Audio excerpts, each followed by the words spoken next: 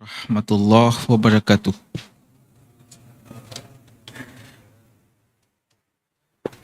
Innal hamdalillah nahmaduhu wa nasta'inuhu wa nastaghfiruh wa na'udzu billah min syururi anfusina wa sayyiati a'malina may yahdihillahu fala mudhillalah wa may yudlil fala hadiyalah.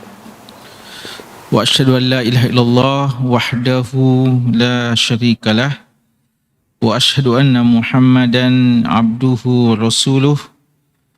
Allahumma salli ala Muhammadin wa ala alihi wa sahbihi wa man ihtada bihadihi wastanna bisunnatihi ila yaumiddin, amma ba'd.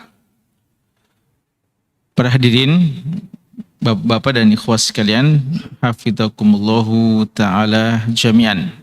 Alhamdulillah, pada malam hari ini, di malam Jumat, di malam yang ke-9 di bulan Rabiul Akhir 1444 Hijriah. Dengan izin Allah dan taufiknya, kembali kita berkesempatan hadir bermajlis untuk sama-sama beribadah kepada Allah dengan ibadah yang dicintainya, duduk di rumah dari rumah-rumah Allah Subhanahu wa Ta'ala, guna sama-sama mempelajari agama yang mulia ini melalui pembacaan hadis-hadis dan sunnah-sunnah dari Nabi kita yang tercinta Rasulullah Muhammad sallallahu alaihi wasallam. Pembahasan hadis-hadis yang sahih yang diriwayatkan oleh Al-Imam Al-Bukhari dan Al-Imam Muslim rahimahumallahu ta'ala dari kitab Al-Lu'lu' wal Marjan fima ittafaqa alaihi asy-syaikhan, mutiara-mutiara hadis yang diriwayatkan secara bersama oleh dua syekh, dua imam dalam bidang hadis, Al-Imam Al-Bukhari dan Al-Imam Muslim rahimahumallah. Dan perlu kita ingatkan bahwa di antara ibadah yang mulia di hari dan malam Jumat adalah memperbanyak salam dan salawat kepada Nabi kita yang tercinta Rasulullah Muhammad sallallahu alaihi wasallam. Dan mempelajari hadisnya adalah salah satu sarana untuk mengondisikan kita memperbanyak salam dan salawat kepada Nabi sallallahu alaihi wasallam. Ya, oleh karena itu, mari kita manfaatkan waktu-waktu yang mulia ini. Setiap kita mendengarkan nama Nabi kita atau kita membaca nama Nabi kita, maka kita tidak bakhil untuk bersalawat kepada beliau sallallahu alaihi wasallam. Ya. Bagus ya. Ya.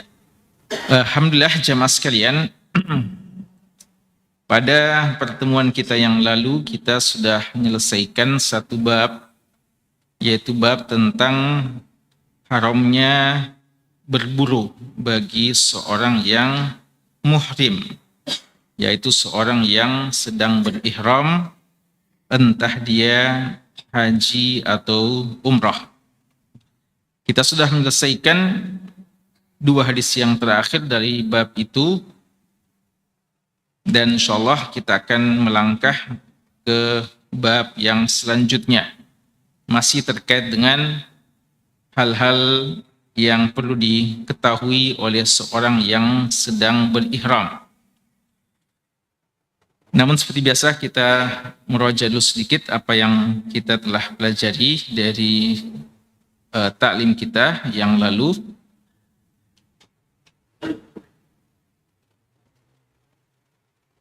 Ya. Pertanyaan pertama, mana mic-nya? Ya. Pertanyaan pertama, Berapa hadis yang kita bahas dalam pertemuan yang lalu dan siapa yang sahabat yang meriwayatkannya? Betul.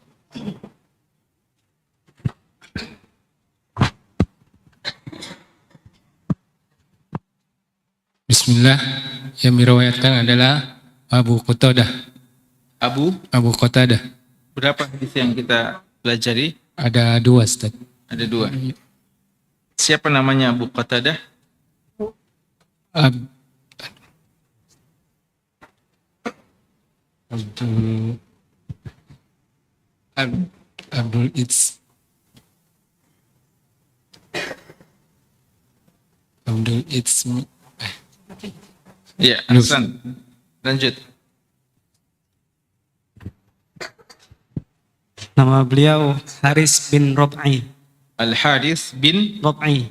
Rib'i bi kasri ra bin Rib'i. Nah. Baik. Hadis Abi Qatadah an Abdullah bin Abi Qatadah qala intalaqa abi. Hadis yang pertama diceritakan oleh anaknya ya. Intalaqa abi amal Hudaybiyah. Kapan itu amul Hudaybiyah? Betul. Ya, silakan. tahun 6 Hijriah. Tahun 6 Hijriah. 6 Hijriah. Apa itu kejadian apa itu di Hudaybiyah sampai dikenal tahun itu dengan tahun Al-Hudaybiyah? Apa kejadian besar di situ?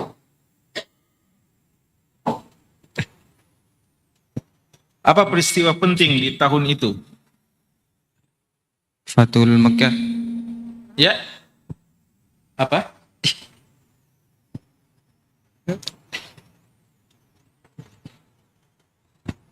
Ada pasukan yang keluar menyerang Rasul. Apa? Ada pasukan yang menyerang, Pasukan yang akan menyerang Rasul Rasulullah di di, Madinah. di perjalanan Ustaz. Di perjalanan. Menyerang atau mencegah? Menyerang. Nabi kita sallallahu alaihi wasallam dan sahabat mau apa sebenarnya? Mau kemana? Mau beri Apa? ihram Mau umroh ke Mekah. Mekah. Ya, lalu dicegah oleh kaum musyrikin. Baik. Fa ahrama ashabuhu wa lam. Pertanyaan. Apakah semua sahabat waktu itu berihram atau tidak? Tidak. Siapa yang tidak berihram? Abu Qatadah. Nah, jayyid.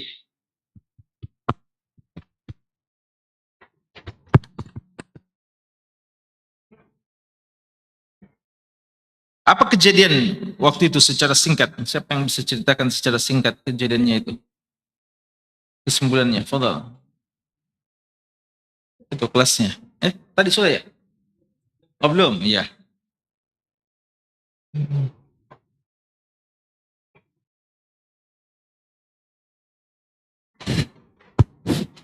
Singkatnya pada peristiwa tersebut, bahasannya Abi Qatadah radhiyallahu anhu menceritakan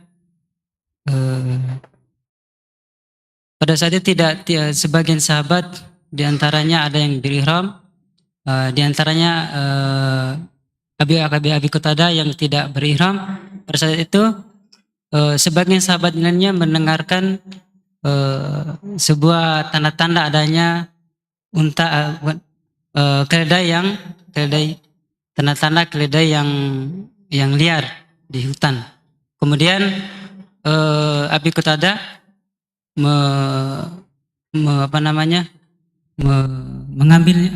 memburunya. Namun pada saat itu para sahabat tidak sama sekali memberikan isyarat bahwasannya ketika mereka melihat ada tanda-tanda bahwasannya munculnya itu terkait dengan keledai liar tersebut. Bahkan dalam hadis yang satunya para sahabat tertawa, dan juga ada juga yang riwayat yang terakhir kemarin para sahabat yang berihram tidak sama sekali membantunya dan tidak sama sekali memberikan isyarat. Nah, lalu Abi Qatadah tidak termasuk isyarat. Kemudian Abi Qatadah langsung hendak memburunya, kemudian langsung mendapatkannya dan menyembelihnya, kemudian memakannya. Kemudian hadis yang terakhir sekilas para sahabat yang berihram sempat memakan. Kemudian ditegur sama sahabat lainnya, bukankah kita sedang berihram? Kemudian sisa dari daging hewan buruan akhirnya dilaporkan kepada Nabi sallallahu alaihi wasallam, bagaimanakah hukumnya ya Rasulullah, sedangkan kami telah terlanjur memakannya, akan tetapi kami tidak. Kemudian Nabi sallallahu alaihi wasallam bertanya kepada para sahabat, apakah pada saat itu kalian memberikan isyarat kurang lebih seperti itu? Maka para sahabat mengatakan tidak sama sekali. Bahkan kami tidak membantunya. Kemudian kata Nabi sallallahu alaihi wasallam, fakulu, makanya makanlah kalian, karena itu halal bagi kalian. Sekian, Ustaz. Sekian. Nah, jazakallahu. Baik, sudah ya? Sudah semua disebutkan ya? Sudah disimpulkan. Nah, ada faedah penting yang belum disebutkan?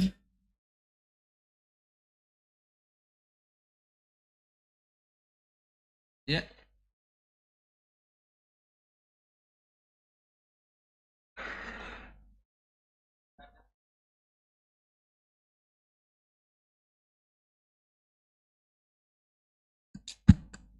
Larangan menakut-nakuti hewan buruan. Kemudian larangan membantu hewan buruan walaupun tidak mendapatkan hewan tersebut. Ya, baik. Ya, syukran ya, jazakallahu, barakallahu fikum jami'an. Ya, kita cukupkan ya murojaah kita. Kita melangkah ke bab yang berikutnya. Bab yang berikutnya ini memuat 3 hadis, namun pada hakikatnya maknanya sama. Karena itu kita akan bahas secara sekaligus insyaallah. Judul babnya adalah Babun ma yundabu lil muhrim. Bab ma yundabu, anjuran bagi orang yang muhrim, orang yang sedang ihram, wa ghairihi, dan selain yang ihram, qatluhu, untuk dibunuh, minad dawab, dari hewan-hewan, fil hilli wal haram, di tanah halal dan di tanah haram. Ya, jadi penjelasan tentang hewan-hewan yang boleh dibunuh baik di tanah haram maupun di luar tanah haram, baik yang sedang muhrim, baik yang sedang ihram maupun yang tidak sedang ihram. Bahkan di sini Imam Nawawi rahimahullahu taala menggunakan bahasa apa? Yundabu. Yundabu, dianjurkan ya, dianjurkan. Padahal ini ya paling tidaklah dibolehkan ya, dibolehkan untuk dibunuh. Kita bacakan dulu hadisnya, 3 hadis ini. Hadis yang pertama atau hadis yang bernomor 746. Hadisu Aisyah radhiyallahu anha, hadis dari sahabat yang mulia Ummul Mukminin, istri Nabi sallallahu alaihi wasallam, Aisyah radhiyallahu anha, anna Rasulullah sallallahu alaihi wasallam qala, bahwasanya Rasulullah sallallahu alaihi wasallam bersabda, khamsun, ada 5, minad dawabi, dari hewan-hewan melata, kulluhunna fasik, semuanya dari hewan-hewan ini fasik, yuqtalna fil haram, dia dibunuh di tanah haram. Al-ghurab, yang pertama al-ghurab, burung gagak. Wal hid'ah, dan burung raja wali. Wal aqrabu, dan kalajengking. Wal fa'ratu, dan tikus. Wal kalbul aqur, dan anjing yang buas atau anjing yang galak, anjing yang menyerang. Hadis yang berikutnya kita bacakan sekalian. Hadisu Hafsah qalat, hadis yang datang dari sahabat yang mulia Ummul Mukminin, istri Nabi sallallahu alaihi wasallam, ibu dari orang-orang beriman, Hafsah qalat, beliau berkata, qala Rasulullah sallallahu alaihi wasallam, Rasulullah sallallahu alaihi wasallam bersabda, khamsun minad dawab, ada 5 dari hewan-hewan melata, la haraja ala man qatalahunna, tidak ada dosa bagi orang yang membunuhnya, tidak ada dosa bagi orang yang membunuh hewan-hewan tersebut. Al-ghurabu, burung gagak. Wal hida'ah, ya burung raja wali. Wal fa'rah, dan tikus. Wal aqrabu, kalajengking. Wal kalbul aqur, dan hewan anjing yang buas, anjing yang galak, ya, anjing yang menyerang.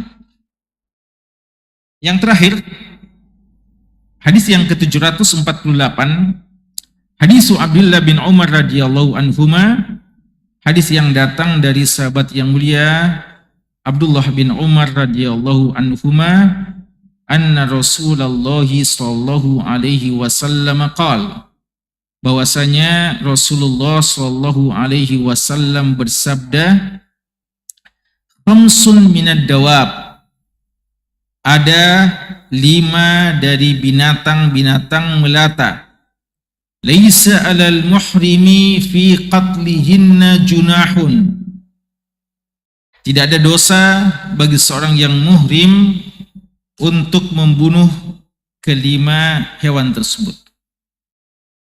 Tidak disebutkan rinciannya.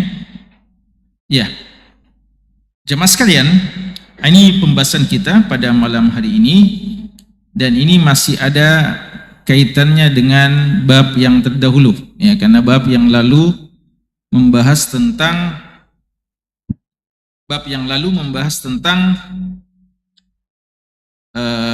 masalah hewan buruan, dan telah kita jelaskan untuk hukum hewan buruan darat, asalnya tidak boleh untuk dikejar, tidak boleh untuk dibunuh. Maka mungkin sebagian akan memahami berarti seorang yang muhrim tidak boleh membunuh hewan sama sekali, ya. Jadi mungkin ada yang memahami bahwasanya kalau seorang yang muhrim tidak boleh membantu orang yang membunuh hewan, tidak boleh membantu orang yang memburu hewan, bahkan sekedar mengisyaratkannya pun tidak boleh, berarti semua hewan tidak boleh, hewan darat, ya. Kita sudah jelaskan yang lalu, hewan laut jelas dibolehkan, tapi hewan darat tidak boleh. Tapi perlu difahami bahwa tidak bolehnya membunuh hewan bagi orang yang muhrim itu pada hewan secara umum dan boleh pada hewan yang diperkecualikan, ya. Jadi kita perlu memahami bahwa untuk orang yang muhrim itu memang ada batasan-batasannya. Hewan laut boleh bagi mereka, hewan darat hukum asal tidak boleh mereka buru kecuali beberapa hal yang dibolehkan. Nah, itu yang akan dibahas pada malam hari ini.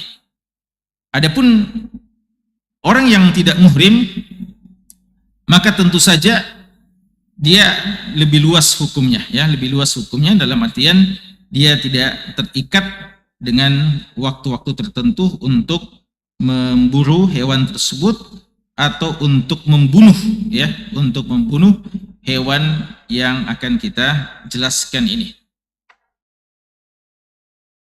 Host kalian, 3 hadis ini seperti yang kita sudah sebutkan tadi kurang lebih sama, dan perawi hadisnya Aisyah sudah sering kita sebut, juga Abdullah bin Umar radhiyallahu anhuma sudah sering kita lewati hadis-hadisnya.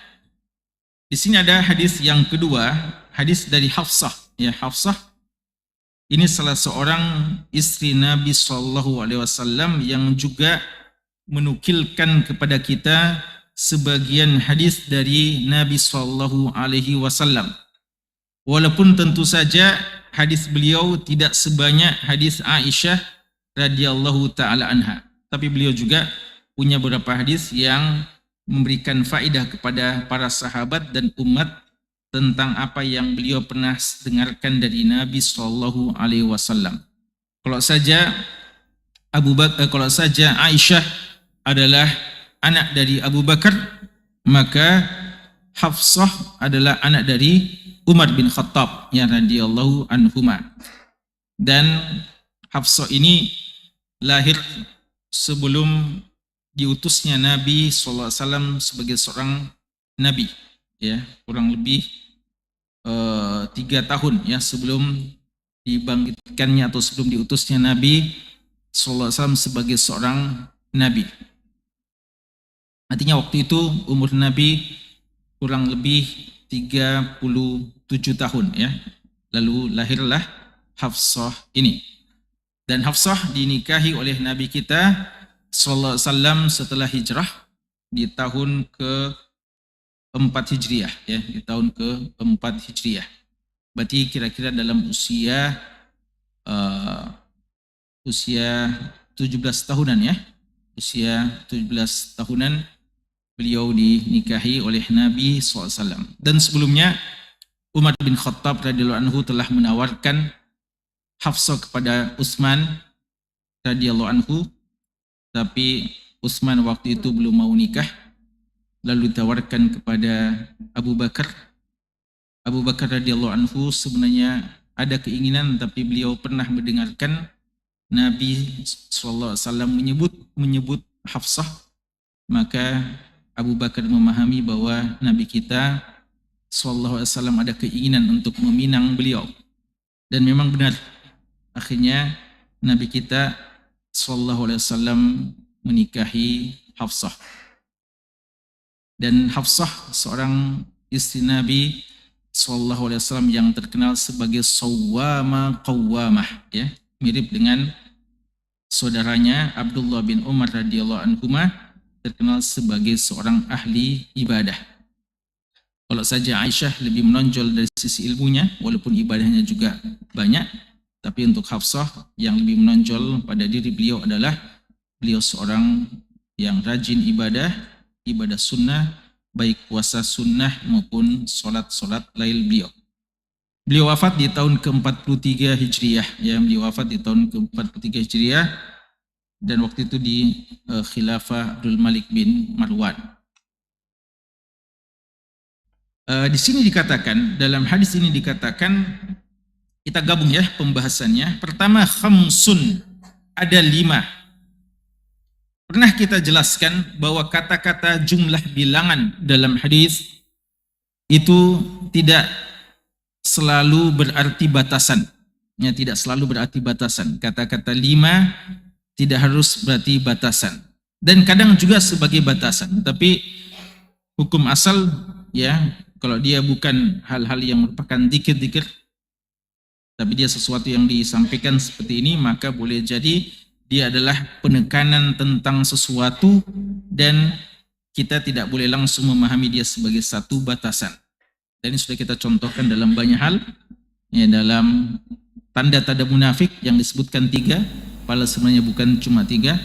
Hak muslim yang disebutkan 5 atau 6, padahal dia bukan cuma 5 atau 6. 7 yang dikatakan akan dilindungi di hari kiamat, di hari yang tiada lindungan kecuali lindungan Allah. Dalam hadis-hadis ternyata bukan cuma 7 itu, dan seterusnya. Maka di sini dikatakan 5. Tapi sebenarnya nanti kita akan lihat bahwa dia ini bukan batasan 5, tapi 5 ini yang paling pokok ya, di antara hewan-hewan yang boleh dibunuh pada saat ihram. Ketika dikatakan boleh dibunuh pada saat ihram, apalagi tidak ihram. Boleh dibunuh di tanah haram, apalagi di luar tanah haram. Ini namanya qiyasul aula ya, qiyasul aula, qiyas min babil aula. Khamsun minad dawab, 5 dari ad-dawab. Apa itu ad-dawab? Ad-dawab adalah sesuatu yang dabba yadubu. Dabba yadubu itu yang melata, dan hukum asalnya dikatakan melata itu yang jalan dengan dadanya ya. Ya, seperti kalau cacing atau yang semacamnya ya. Dan ada khilaf dari ulama kita, apakah dabba ini termasuk di dalamnya burung, hewan burung, atau cuma binatang darat saja yang melata?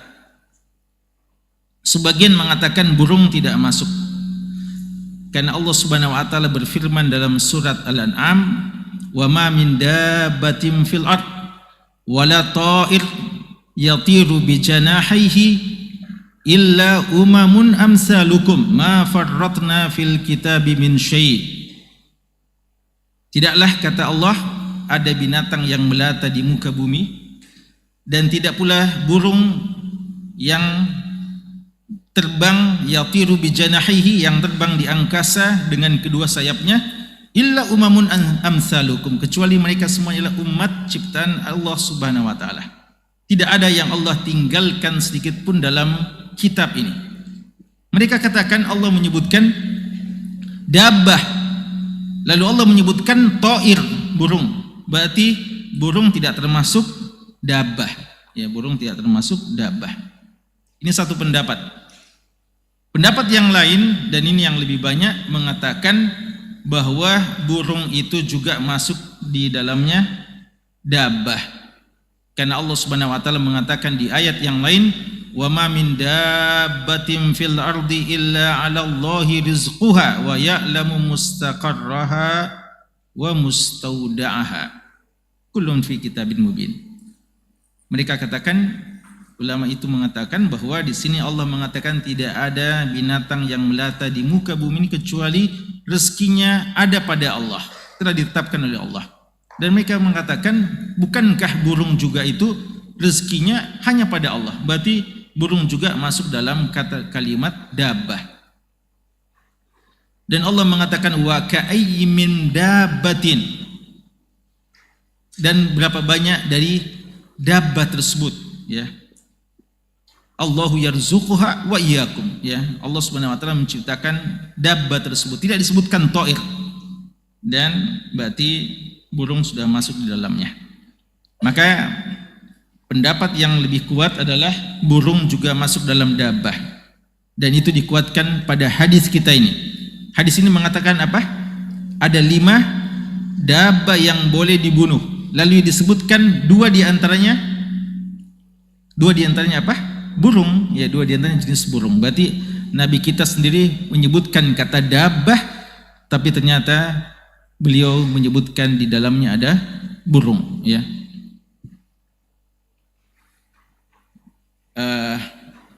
Dan mungkin bisa dikatakan bahwa jika disebutkan dabbah saja maka burung sudah masuk di dalamnya, dan kadang ketika disebutkan maka disebutkan burung setelahnya, berarti burung tidak dimasukkan ya pada waktu itu dari kata-kata dabbah. Jadi ada umum dan khusus ya, ada umum dan khusus. Khamsun minad dawab, ada 5 binatang melata, kulluhunna fasiq, semua binatang ini fasik. Apa yang dimaksudkan fasik?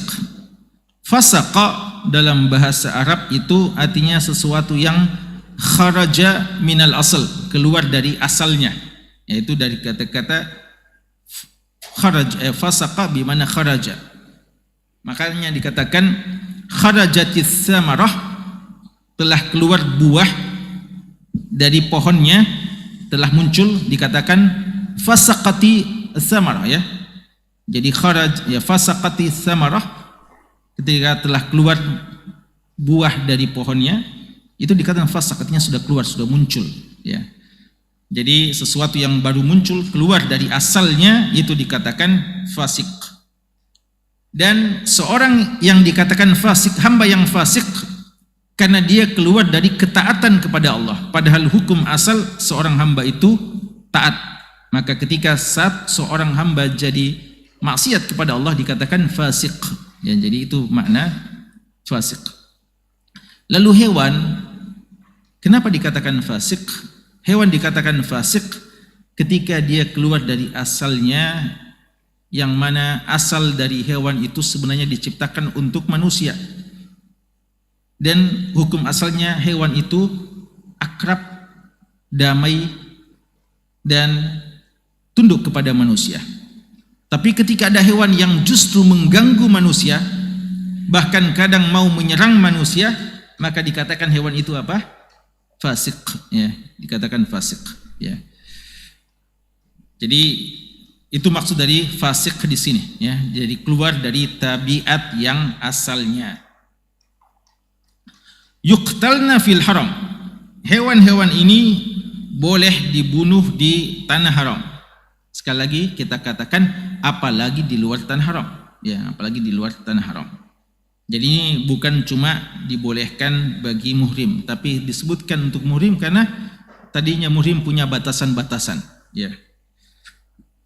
Apa itu? Yang pertama al-ghurabu.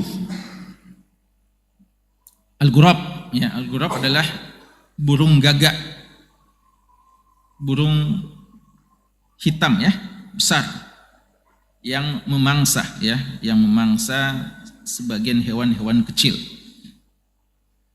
Dan ini boleh dibunuh, dan Allah sudah mengisyaratkan tentang bagaimana ghurab itu biasanya memangsa, tapi Allah menyebutkan tentang bagaimana ghurab bisa menjadi contoh awal kali bagaimana orang menguburkan mayat ya, jenazah ya, ketika anak Adam alaihissalam membunuh saudaranya dan belum tahu bagaimana cara menguburkan jenazah saudaranya, fa ba'atsallahu ghuraba ya, Allah Subhanahu wa taala mengutus ghurab, burung gagak itu, untuk memperlihatkan kaifa yuwari sawata akhi ya, bagaimana dia anak Adam itu menguburkan jenazah dari saudaranya. Jadi ini isyarat bahwasanya ghurab memang termasuk binatang hewan yang buas ya, yang kadang memangsa dari beberapa hewan-hewan kecil. Ini boleh dibunuh ya, boleh dibunuh. Bahkan kalau kita pakai bahasa dari Imam Nawawi, disunnahkan ya, untuk dianjurkan untuk membunuhnya. Maka tidak boleh dipelihara ya. Jadi ini tidak termasuk hewan piaraan. Karena ada juga orang suka piara hewan yang buas-buas ya. Itu tidak termasuk. Maka tidak boleh ada orang yang memelihara burung gagak ya, memelihara burung gagak. Burung apa yang biasa dipelihara? Apa? Merpati, nuri. Ya. Apa? Perkutut, ya. Burung hantu. Nah. Baik, yang pertama al-ghurab ya, yang tidak dibolehkan. Yang kedua al-hidaah. Al-hidaah. Al-hidaah seperti yang kita sebutkan burung raja wali ya. burung raja wali yang besar, ya, yang memang juga buas dan berbahaya. Ulama kita mengatakan bahwa masuk di dalamnya juga burung-burung lain yang besar, yang buas, yang berbahaya. Elang umpamanya, elang gimana? Bahaya ya? Buas, ya. Burung Garuda, ada burung Garuda itu? Ada? Tidak ada ya, dia cuma dalam di sebagian tempat saja, ya. Ya, intinya hewan-hewan burung besar yang menakutkan, yang membahayakan itu boleh untuk dibunuh, ya, boleh untuk dibunuh. Nah, ini termasuk yang kita sebutkan tadi bahwa tidak khusus pada khams saja, ya, tidak khusus pada 5 saja, tapi dikiaskan padanya yang seru pada dengannya dari sifat-sifatnya dan bahayanya. Dan yang ketiga, al-aqrab. Al-aqrab adalah kalajengking, ya. Dan kalajengking masuk di dalamnya binatang-binatang yang mirip kalajengking, ya, yang bisa berbahaya. Ular umpamanya dan yang semacamnya. Dalam hadis ini tidak disebutkan ular, ya, tapi dia juga masuk di dalamnya kalau dia berbahaya, ya. Jadi ular-ular yang berbisa, yang berbahaya, ya, karena tidak semua juga ular berbisa dan tidak semua juga ular mengganggu, ya. Maka tapi ular-ular yang memang berbahaya, apatah lagi dia menyerang, maka yang seperti itu boleh dibunuh, ya, boleh dibunuh. Kecuali tentu saja di antara adab pada saat ular masuk ke dalam rumah tidak boleh dibunuh, ya, karena dialah syaitan. Maka kita azan saja, ya, untuk mengusirnya, ya, azan untuk mengusirnya dan tidak membunuhnya kecuali kalau dia sudah menyerang atau membahayakan, ya. Kemudian yang keempat, al-fa'rah. Al-fa'rah adalah tikus, ya, tikus.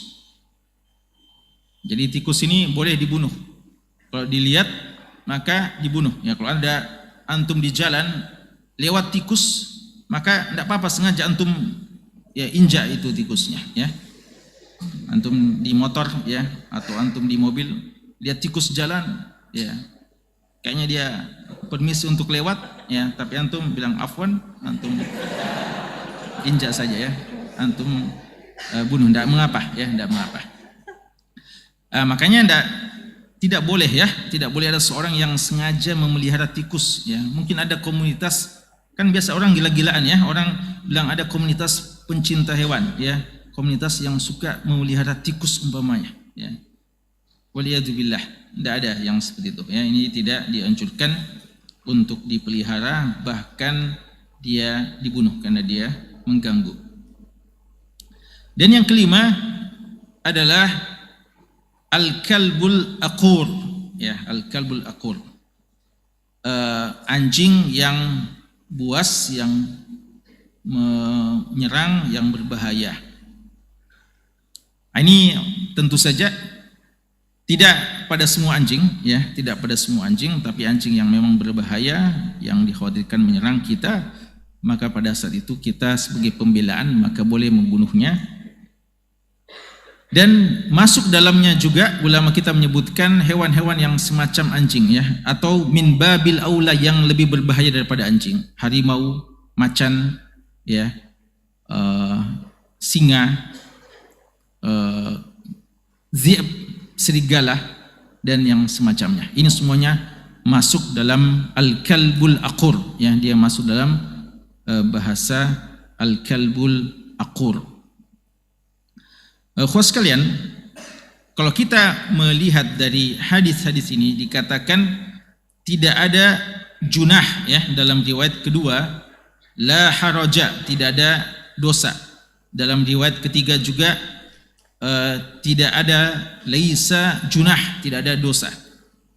Berarti ini hanya menunjukkan kebolehan, ya, sekedar menunjukkan kebolehan. Tapi kalau kita pakai lafaz yang disebutkan oleh Imam Nawawi, yundabu, dianjurkan, maka ini difahami bahwa kadang dia menjadi sesuatu yang diharapkan pahala ketika kita melakukannya. Jika ya apatah lagi jika dia mengganggu orang lain, ya, maka ketika membunuhnya bukan sekedar boleh saja, tapi kadang kita mengatakan kita berharap pahala. Dan memang ada sebagian yang ketika dibunuh dia dianjurkan dan mendapatkan pahala, ya, seperti seperti tokek umpamanya, ya, seperti wazak yang disebutkan memang mendapatkan pahala-pahala tertentu. Kemudian ada hal yang mungkin gangguannya atau bahayanya kurang dari ini, tapi dibolehkan juga bagi seorang yang muhrim untuk membunuhnya, yaitu seperti serangga, ya. Ulama kita mengatakan serangga ini tidak termasuk hewan buruan. Walaupun ya tidak termasuk hewan buruan, maka bagi seorang yang muhrim tidak mengapa untuk membunuhnya. Seperti umpamanya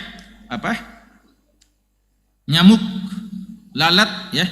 Jadi umpama seorang yang muhrim ketika ada dihinggapi oleh nyamuk, tidak usah khawatir, bunuh saja, ya. Jadi jangan bilang kita ini sedang muhrim, ya, kita muhrim sehingga kita nyamuk tidak boleh juga kita bunuh, kita matikan. Itu boleh, ya. Jadi serangga-serangga yang mengganggu, ya, masuk dalamnya lalat, masuk di dalamnya nyamuk dan yang semacamnya, itu bisa dimasukkan atau dibolehkan untuk dibunuh tanpa ada khilaf, ya, di kalangan ulama kita dalam masalah ini, ya. Ini khos kalian disebutkan oleh ulama kita, ya, sekali lagi disebutkan banyak dalam kitab-kitab tentang haji karena dua hal. Pertama, keberadaan orang yang haji dalam keadaan ihram yang punya batasan-batasan yang tadinya dibolehkan lalu tidak dibolehkan, ya. Dan kita sudah sebutkan ada beberapa hewan yang dilarang untuk mereka membunuhnya. Tapi ketika maka perlu untuk disebutkan ini agar tidak ada keraguan pada mereka tentang bolehnya membunuh. Yang kedua, keberadaan mereka di tanah haram, karena tanah haram juga adalah tanah yang suci, yang sebagian boleh kita lakukan di luarnya, namun ketika kita berada di tanah haram tidak boleh kita lakukan. Tapi ternyata ini yang disebutkan 5 hal ini dia boleh kita bunuh, ya, pada saat kita berada di tanah haram. Sekira ini, ya, beberapa batasan-batasan, beberapa hukum-hukum yang terkait dengan masalah ini, ya. Dan bab selanjutnya juga bab yang berbeda nanti tentang masalah motong rambut, cukur rambut bagi seorang yang muhrim ketika ada gangguan-gangguan pada kepalanya dan semacamnya. Ya, sekira cukup dulu pembahasan kita untuk malam hari ini. Wallahu ta'ala alam. Wassallallahu ala nabiyina Muhammadin wa ala alihi wasahbihi wasallam. Alhamdulillahi rabbil alamin.